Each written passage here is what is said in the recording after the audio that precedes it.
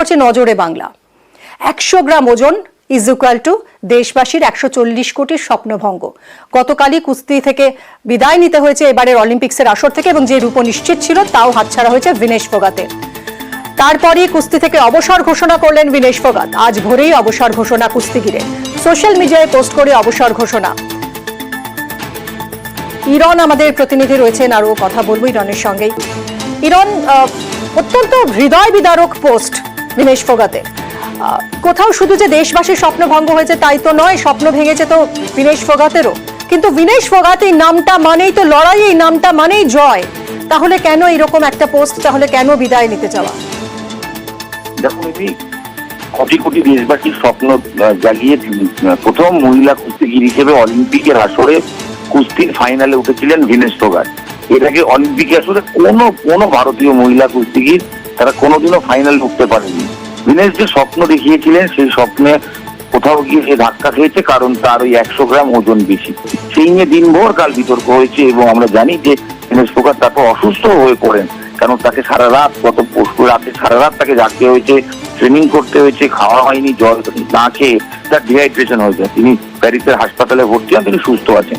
কিন্তু তিনি এতটাই ভেঙে পড়েছেন, তার যে ছবি আমাদের সামনে এসছে প্রত্যেকটা ছবিতেই আমাদের কাছে স্পষ্ট যে তিনি কিন্তু পুরোটা ভেঙে পড়েছেন। কারণ এটাই হয়তো কোথাও গিয়ে স্বাভাবিক, কারণ যে স্বপ্ন তিনি তৈরি করেছিলেন, তিনি পদক জয় কার্যত নিশ্চিত, মানে রূপ তো নিশ্চিত, সোনাও হতে পারত, সেই জায়গা থেকে নিজেকে যেভাবে মানসিকভাবে প্রস্তুত করেছিলেন সেটা কোথাও গিয়ে ধাক্কা খেয়েছে বলেই মনে হচ্ছে, এবং সেই কারণে হয়তো আবেগের বশে হয়ে তিনি অবসর ঘোষণা করেছেন।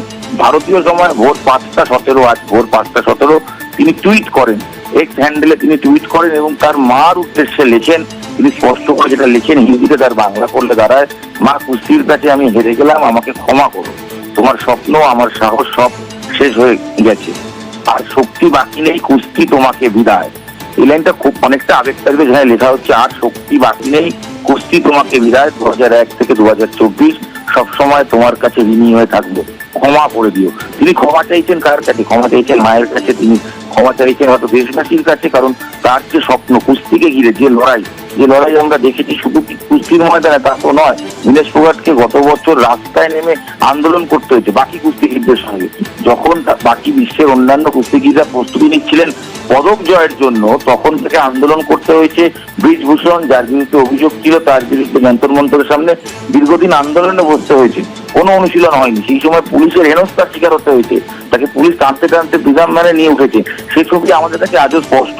হয়তো কোথাও তিনি সেভাবে অনুশীলনও করতে পারেননি এই আন্দোলনের জন্যই, সেই জন্যই হয়তো তারপরেও তার এই লড়াই একেবারে রূপ নিশ্চিত করেই ছিলেন।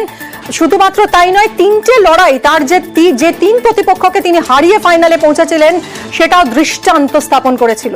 একেবারে শোরগোল পড়ে গেছিল ক্রীড়া মহলে, কিন্তু তারপরই এই বিনা মেঘে বজ্রপাতের মতোই এই দুঃসংবাদ আসে। কিন্তু এখনো হাল ছাড়ছেন না ভিনেশ ফোগাত।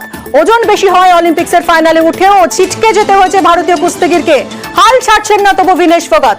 আন্তর্জাতিক ক্রীড়া আদালতে গেছেন কুস্তিগির, ফাইনালে ওঠার কারণে তাকে অন্তত রূপোর পদকটা দেওয়া হোক এই বলেই আবেদন জানিয়েছেন ফোগাত।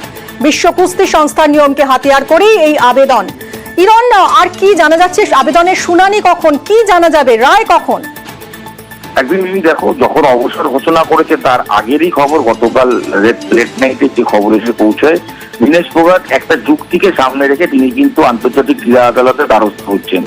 এবং তার যুক্তি কি, যে যুক্তিতে তিনি জানিয়েছেন বলে জানা যাচ্ছে যে বিশ্বকাপ এবং অন্যান্য আন্তর্জাতিক টুর্নামেন্টে কুস্তির ক্ষেত্রে 2 কেজি পর্যন্ত ওজন বেশি থাকলেও কুস্তিগিরকে ম্যাটে নামার অনুমতি দেওয়া হয়, অর্থাৎ তাকে খেলার অনুমতি দেওয়া হয়, কেন অলিম্পিকের ক্ষেত্রে দেওয়া হলো না?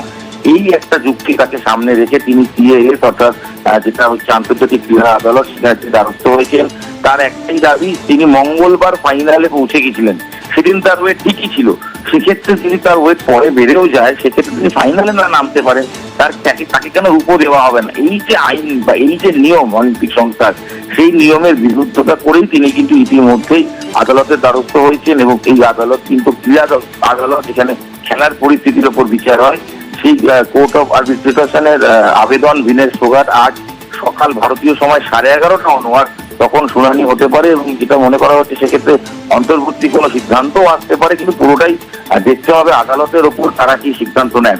আমি আরো একবার জানিয়ে রাখবো ভিনেসের যুক্তি কি।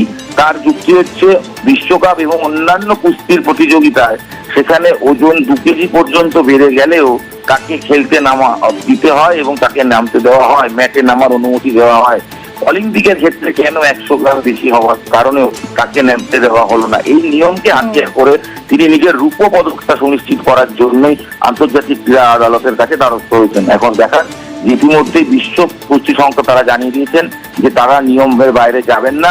1 গ্রাম বেশি হলেও তিনি বাতিল হতেন, 100 গ্রামের ক্ষেত্রে তিনি বাতিল হয়েছেন।